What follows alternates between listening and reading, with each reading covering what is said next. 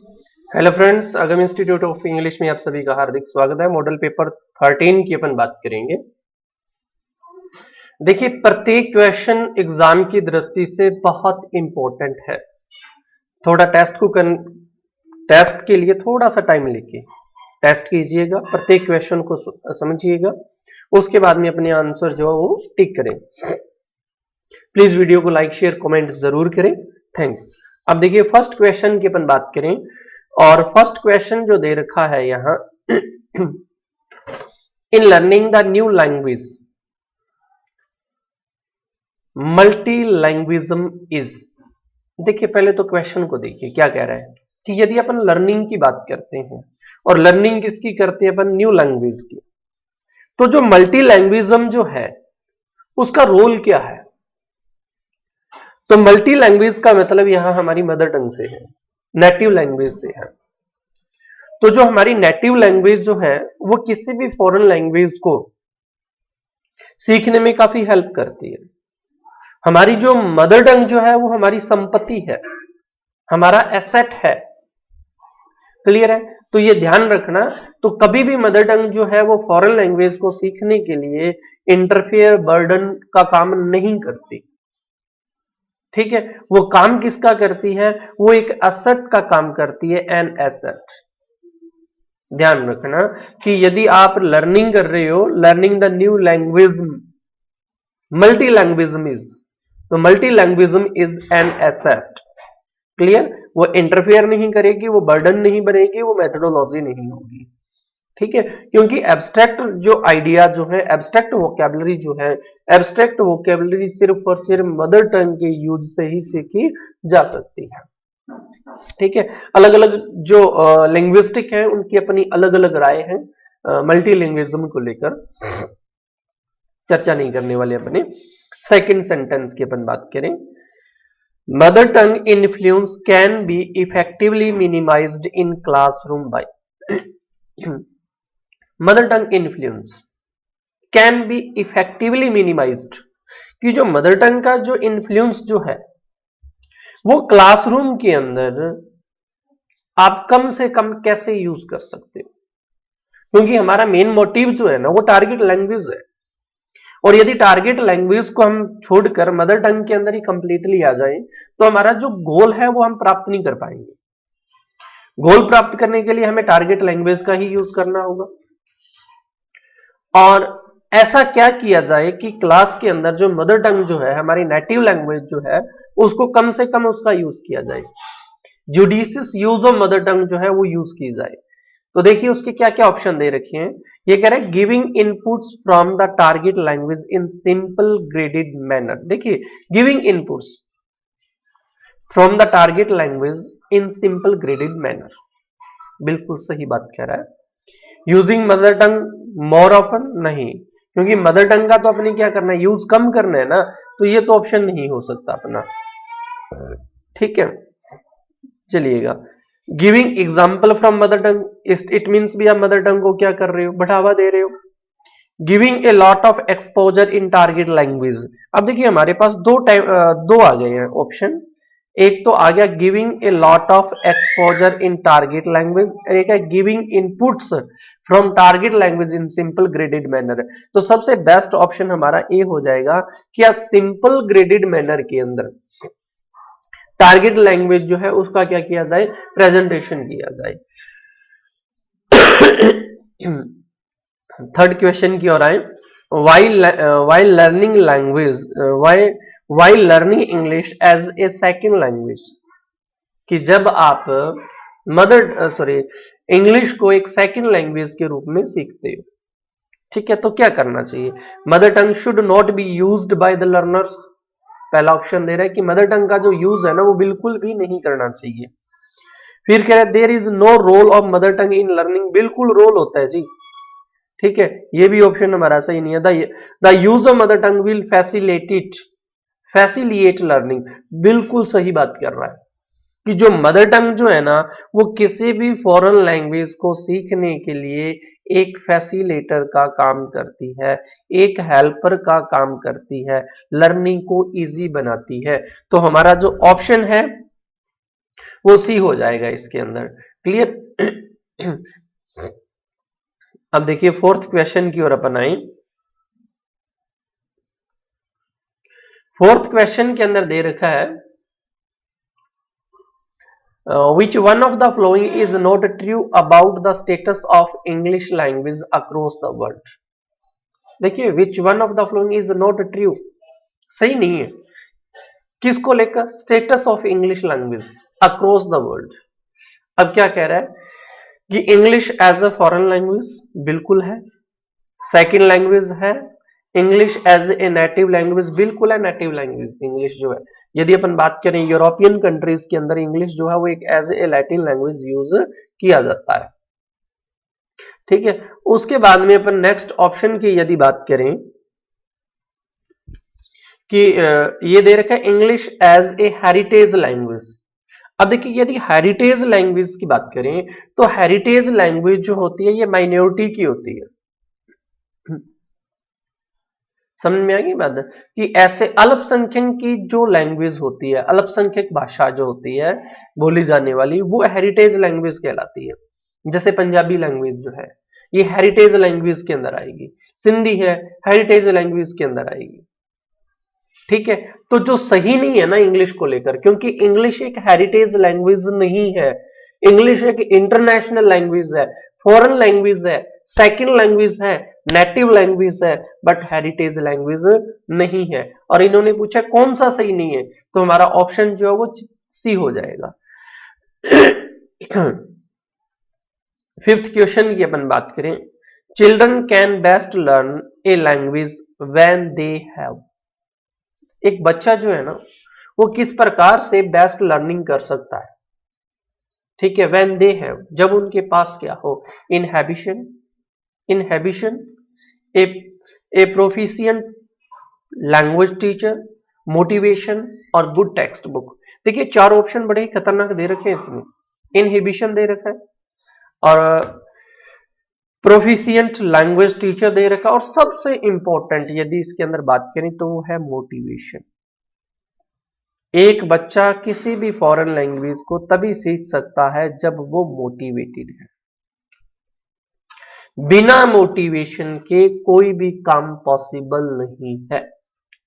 देखिए यदि अपन normal life की बात करें, रूरल लाइफ की बात करें, ग्रामीण बात की बात करें, दो बच्चे आपस में खेल रहे हैं, शानदार तरीके से खेल रहे हैं, अपने गेम में मस्त है, लेकिन वहां एक आधा ऐसा कलाकार आदमी पहुंचता है कि उन दोनों को आपस में बिठा देता है ना। अच्छा आप दोनों में तकड़ा कौन है? वो कहेगा जी मैं हूं, वो कहेगा नहीं नहीं मुझे तो तुम लगते हो, चलो ट्राई करो, और उनको ना थपड़ो थपड़ी करवा देते हो। 2 मिनट में उन बच्चों को खेलते हो उनको आप भिड़ा देते हो, लेकिन भिड़ने के लिए, लड़ाने के लिए आपने उनको क्या किया, उन्हें अराउज किया, उन्हें मोटिवेट किया कि आप तकड़े, और वो कहता है नहीं जी आप तकड़े।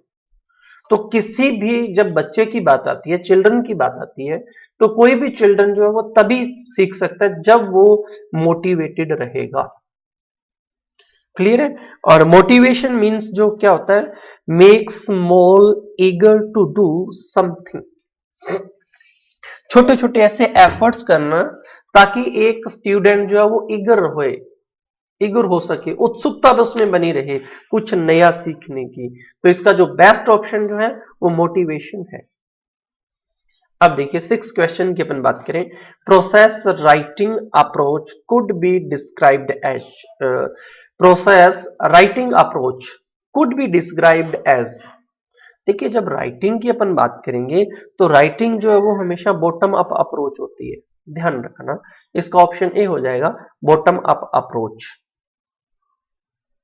ठीक है, क्योंकि राइटिंग अप्रोच जो है वो इन्वॉल्व किसको करती है, प्लानिंग को करती है, रिव्यू को करती है, रीअरेंज है, डिलीट है, री रीड है, ठीक है, रिप्रोड्यूस है, मल्टी ड्राफ्ट्स है। तो ये सारी की सारी चीजें जो है वो राइटिंग अप्रोच के अंदर इंक्लूड होती है। तो इसलिए इसको अपन क्या कहेंगे, बॉटम अप अप्रोच कहेंगे। ठीक है, अब देखिए 7th क्वेश्चन की ओर बढ़े, Stephen कैरेंश theory of second language acquisition does not consist of। देखिए काफी अच्छा क्वेश्चन है कि यदि स्टीफन्स की अपन बात करें तो स्टीफन ने सेकंड लैंग्वेज को सीखने के लिए 5 थ्योरीज दी थी टोटल। कितनी थ्योरी दी है उसने? 5 थ्योरीज दी है। इसके अंदर देखिए, इसके अंदर उन्हें सबसे पहले अपन बात करें नेचुरल। अब देखिए इसकी 5 थ्योरी कौन कौन से? एक्विजिशन लर्निंग, बिल्कुल है, इसकी एक्विजिशन लर्निंग है। उसके बाद में है monitor hypothesis, second monitor hypothesis है, तीसरा इनपुट हाइपोथेसिस है, चौथा नेचुरल हाइपोथेसिस है, और पांचवा है the effective filter hypothesis. Hypothesis, ये 5 हाइपोथेसिस दे रखे हैं उसने। नेचुरल ऑर्डर दे रखा है, इनपुट हाइपोथेसिस दे रखा है, ठीक है, और एक्विजिशन लर्निंग हाइपोथेसिस दे रखा है। टू लर्न एबिलिटी हाइपोथेसिस ये नहीं है, ठीक है। इसके अलावा कौन कौन से रह गए? मॉनिटर और इफेक्टिव फिल्टर हाइपोथेसिस, ठीक है, ये 2 और है। तो टोटल इसने 5 दी हैं, ठीक है। और 5 के अंदर इसमें से जो इंक्लूड नहीं है वो है लर्न एबिलिटी हाइपोथेसिस, ये नहीं है। देखिए 3 तो उन्होंने दे रखी है, natural order hypothesis, input hypothesis, acquisition learning hypothesis, monitor hypothesis और effective filter hypothesis. Effective filter hypothesis, तो मॉनिटर और दूसरा है इफेक्टिव फिल्टर। तो इसके अंदर जो लर्न एबिलिटी हाइपोथेसिस जो है वो स्टीफन ने नहीं दी है, ठीक है। और स्टीफन की यदि अपन बात करें तो स्टीफन एक लिंग्विस्टिक था, प्रोफेसर था, यूनिवर्सिटी ऑफ कैलिफोर्निया, ठीक है। उसके बाद में 8th क्वेश्चन की अपन बात करें, विच of the following is most important in developing skill eight primary level? ये भी इंपॉर्टेंट है। Which of the following is most important in developing skill eight primary level? देखिए स्किल डेवलपमेंट कर रहे हो और वो कर रहे हो प्राइमरी लेवल के ऊपर, और इसका जो आंसर जो होगा वो क्या होगा? Ability to comprehend the text already read. देखिए यदि अपन प्राइमरी लेवल की बात करें तो हमारा जो सबसे मेन पर्पज जो होता है ना, तो बच्चों के अंदर अंडरस्टैंडिंग जो है वो डेवलप करना है। आप जो टीच करवा रहे हो बच्चे उसको अंडरस्टैंड करें और अपनी डेली लाइफ के अंदर उसे कोरिलेट कर सके। तो ability to comprehend the text already read, जो उन्होंने पढ़ा है ना उस पढ़े हुए टेक्स्ट के अंदर उनको अंडरस्टैंडिंग उनके अंदर होनी चाहिए कि उन्होंने क्या पढ़ा है, यही सबसे इंपॉर्टेंट है। देखिए ability to read phrase correctly, ठीक है, बिल्कुल मानते हैं। Only knowing the correct order of alphabet, ठीक है ये भी। Ability to read words correctly, ये भी ठीक है। लेकिन मोस्ट इंपॉर्टेंट की बात कर रहा हूं, ऑप्शन आपके चारों से ही लग रहे हैं आपको। मोस्ट इंपॉर्टेंट जो है ना वो है ability to comprehend the text already read जो है। अब देखिए 9 क्वेश्चन की बात करें, mind mapping help the students to. देखिए माइंड मैपिंग का यदि अपन बात करें तो माइंड मैपिंग का मतलब था ब्रेनस्टॉर्म, ठीक है। और ब्रेनस्टॉर्म की अपन बात करें तो ब्रेनस्टॉर्मिंग क्या होता है? ब्रेनस्टॉर्मिंग के अंदर एक पर्सन जो है, एक स्टूडेंट जो है वो एक्सप्रेस कर सकता है अपने आइडियाज को, अपने थॉट्स को, ठीक है, ऑर्गेनाइज करना अपने आइडियाज को, थॉट्स को। तो इसका जो ऑप्शन होगा वो ब्रेनस्टॉर्मिंग होगा। Explore any ideas and expand it. Clear? उसके बाद में अपन 10th क्वेश्चन की ओर बढ़े, और इन्होंने जो 10th क्वेश्चन दे रखा है, इलेक्टिसिज्म। इलेक्टिसिज्म इलेक्टिसिज्म होता है सार संग्रह। Eclecticism in language teaching refer to use. अब देखिए जो इलेक्टिसिज्म जो है लैंग्वेज टीचिंग के अंदर वो रेफर करता है to using appropriate strategy from various methods of teaching, all methods to teach language, best method of teaching और टेक्नोलॉजी टू टीच लैंग्वेज, ठीक है। तो इसका जो सबसे बेस्ट जो है ना वो आता है appropriate strategies from various method of teaching. इसका ऑप्शन अपना ए से ही हो जाएगा। ध्यान रखना कि इलेक्टिसिज्म का मतलब था सार संग्रह, तो इसका ऑप्शन ए सही है अपना। ठीक है, उसके बाद में अपन 11 क्वेश्चन की बात करें, a primary teacher should introduce reading through.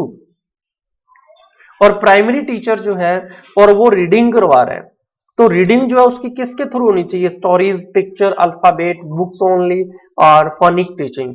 तो जो प्राइमरी लेवल पर जो टीचिंग जो है वो कैसी होनी चाहिए? पिक्चर से होनी चाहिए, क्योंकि बच्चे के माइंड के अंदर वो पिक्चर जो है वो सेट हो जाती है, भूल नहीं पाता उसे जल्दी से। तो इसका जो बी ऑप्शन इसका जो है वो सही हो जाएगा। उसके बाद में अपन 12 क्वेश्चन की बात करें, B F Skinner claim that language is learned through. Important है बी एफ स्किनर। और बी एफ स्किनर जो है वो क्या क्लेम करता है? That language is learn through. और लैंग्वेज जो है वो कैसे सीखी जाती है? देखिए, री इन्फोर्समेंट एंड एंगेजमेंट से। ठीक है, क्योंकि यदि अपन बात करें किसी भी लैंग्वेज को सिखाना है तो बच्चों को री इन्फोर्समेंट करना पड़ेगा, और री इन्फोर्स के साथ साथ उन्हें एंगेज भी करना पड़ेगा। ये नहीं है कि आप एक बार री इन्फोर्समेंट करने के बाद में आप उसमें बच्चों को छोड़ देते हो। ठीक है, तो बी एफ स्किनर जो वो क्लेम क्या करता है? री इन्फोर्समेंट को और एंगेजमेंट को क्लेम करता है। क्लियर। 13 क्वेश्चन की बात करें, teacher in English medium school use only English to teach science, social science, mathematics. What approach do they adopt? तो इसके लिए उसको कौन सी जो है वो अडॉप्ट करनी होगी, कौन सी अप्रोच जो है वो अडॉप्ट करेगा? और इसके लिए जो अडॉप्ट करता है उसे अपन बोलते हैं इमर्जन। इमर्जन ऑप्शन इसका इमर्जन हो जाएगा। और इमर्जन का मतलब होता है कि जो टारगेट लैंग्वेज के अंदर आप उसे पढ़ाना चाहते हो, आप अपनी उसी टारगेट लैंग्वेज के अंदर बच्चे को टीच करवाना जो है वो इमर्जन कहलाता है। समझ में आएगी बात? और यदि ये कहें कि टीचर जो है हिंदी मीडियम स्कूल के अंदर यदि बच्चे को पढ़ा रहा है और वो हिंदी के अंदर ही टीच करवाए साइंस, सोशल साइंस, मेथड्स, ये सारी की सारी, तो अब देखिए मदर टंग के अंदर उसको, सॉरी, टारगेट लैंग्वेज के अंदर टीच करवा रहा है, इमर्जन कहलाएगा। एक पंजाबी के अंदर आपको कहा जाए कि सिर्फ आपने पंजाबी के अंदर ही इस लेसन को या इस सब्जेक्ट को पढ़ाना है, तो टारगेट लैंग्वेज के अंदर पढ़ाना जो है वो क्या कहलाता है? इमर्जन कहलाता है। इंपॉर्टेंट क्वेश्चन है। उसके बाद में 14 क्वेश्चन की बात करें, while learning vocabulary learners contact one words with its related words,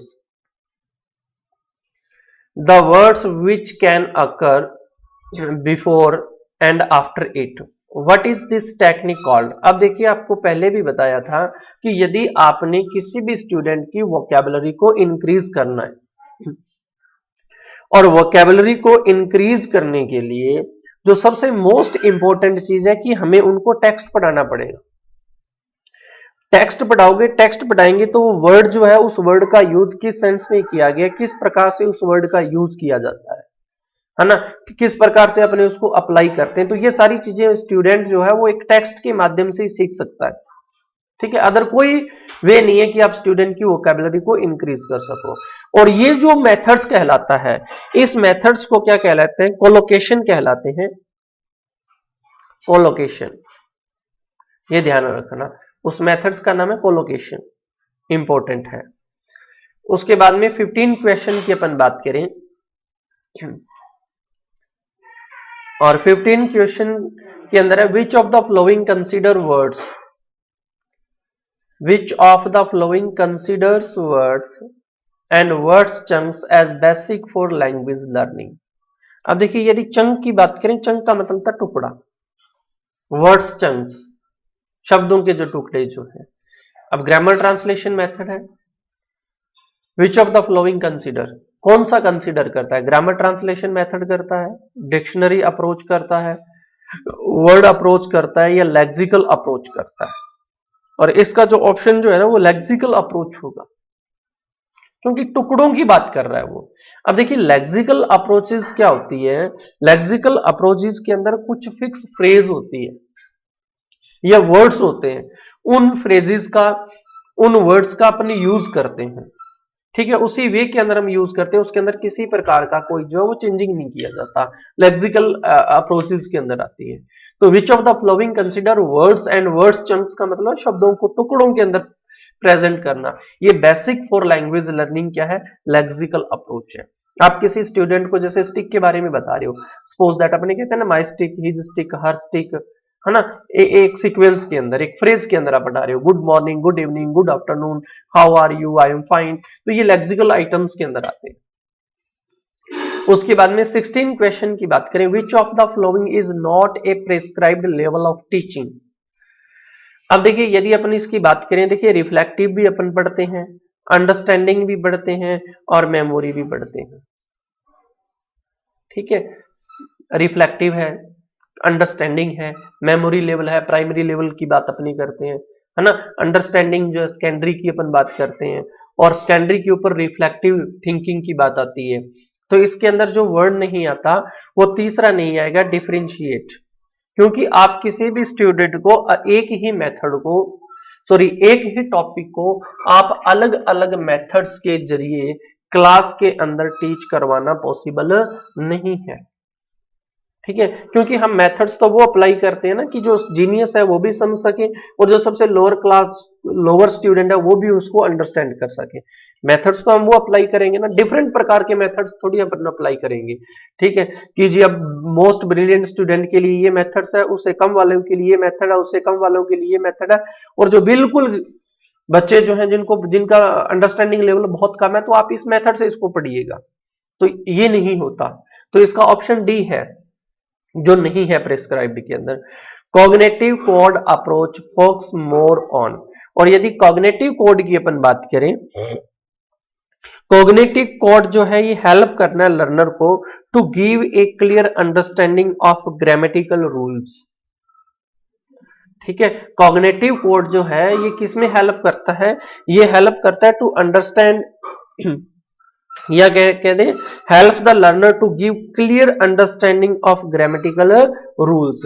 और इसका जो ऑप्शन जो हमारा हो जाएगा वो ग्रामर रूल से हो जाएगा, क्योंकि कॉग्निटिव कोड अप्रोच जो है ये फोकस किसके ऊपर करती है, ग्रामेटिकल रूल्स के ऊपर ये फोकस करती है। तो इसका डी हो जाएगा कॉग्निटिव कोड। ध्यान रखना, कॉग्निटिव कोड अप्रोच की बात होगी तो ग्रामर रूल्स की अपन चर्चा करेंगे।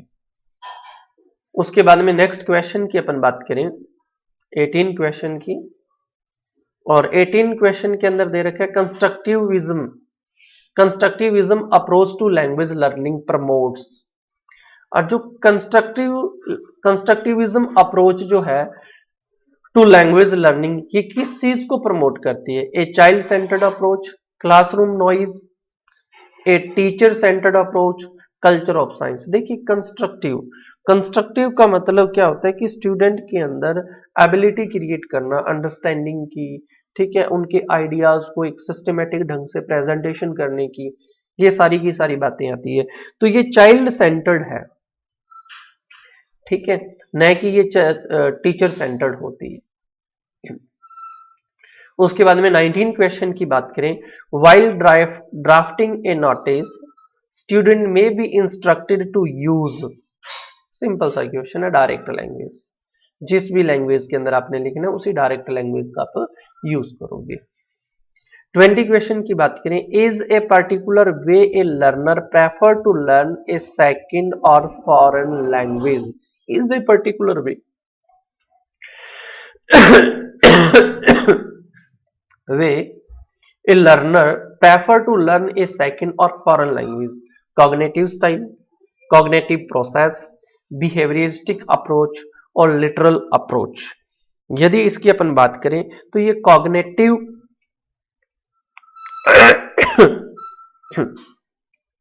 हमारी cognitive process हो जाएगा ये, sorry cognitive style, cognitive style is the particular way a learner prefer to learn a second और फॉरेन लैंग्वेज। देखिए कॉग्निटिव की जब अपन बात करें, कॉग्निटिव का मतलब जो है मतलब किसे प्रॉब्लम सॉल्विंग से है, मोटिवेशन से है, एप्टीट्यूड से है, एटीट्यूड से है, इन सभी से है कॉग्निटिव स्टाइल का मीन जो है।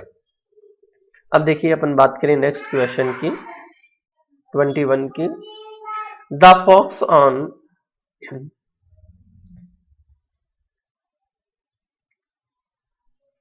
क्या है question? The focus on using the language rather than analysis of language. The focus on using the language, देखो लैंग्वेज को यूज करना, rather than analysis of language and grammar is taught implicitly rather than explicitly. क्या हो जाएगा? ये communicative approach है। Communicative approach की यदि अपन बात करें तो उसके अंदर क्या है कि लैंग्वेज का यूज बताया गया है, न कि लैंग्वेज को या ग्रामर्स को एनालिसिस करना। तो इसका ऑप्शन जो है वो सिंपल सा है, कम्युनिकेटिव अप्रोच आ जाएगा।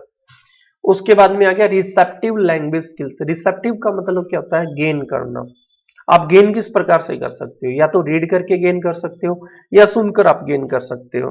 तो देखिए इसके अंदर क्या कह रहा है, being able to self correct while using language, using grammatical structure accurately, writing a range of styles, listening and reading for information. तो इसका ऑप्शन हमारा डी हो जाएगा, क्योंकि रिसेप्टिव की बात कर रहा है और रिसेप्टिव का मतलब होता है लिसनिंग रीडिंग से है। 23rd क्वेश्चन की बात करें, the effectiveness of language depends on speakers ability to use long sentence, foreign words, figure of speech और सिंपल लैंग्वेज। देखिए इफेक्टिवनेस ऑफ लैंग्वेज जो है वो डिपेंड्स किसके ऊपर करती है? वो सिंपल लैंग्वेज के ऊपर करती है। आपकी लैंग्वेज जो है वो आर्टिफिशियल नहीं होनी चाहिए, ठीक है। आपकी लैंग्वेज जो के अंदर आप फिगर ऑफ स्पीच का या इनका सॉरी लिटरेरी डिवाइस का आप यूज नहीं करोगे। यदि आप इफेक्टिव बनाने हो तो सिंपल लैंग्वेज होनी चाहिए, ठीक है। सिंपल सा क्वेश्चन है। उसके बाद में 24 क्वेश्चन की यदि अपन बात करें, और 24 क्वेश्चन के अंदर दे रखा है phonetic aspects of language deals with. अब देखिए फोनेटिक की बात कर रहा है, फोनेटिक, फोनेटिक का मतलब किससे है? और यदि अपन फोनेटिक का बात करें तो फोनेटिक का मतलब होता है साउंड से, स्पेलिंग से और उसके प्रोनाउंसिएशन से। फोनेटिक का मतलब किससे है? साउंड हो गया, स्पेलिंग हो गया और उसका प्रोनाउंसिएशन हो गया, ठीक है। तो इसका ऑप्शन जो है वो सी हो जाएगा, ठीक है। तो ये टेस्ट था हमारा प्रिंसिपल ऑफ, यदि इस टेस्ट की बात करें तो principle of language teaching topic है रीट के अंदर, उसी से रिलेटेड इसके अंदर जो क्वेश्चन थे वो थे। अभी 2 और मॉडल टेस्ट पेपर डालने हैं, तो प्लीज वीडियो को लाइक शेयर कमेंट जरूर करें। थैंक्स।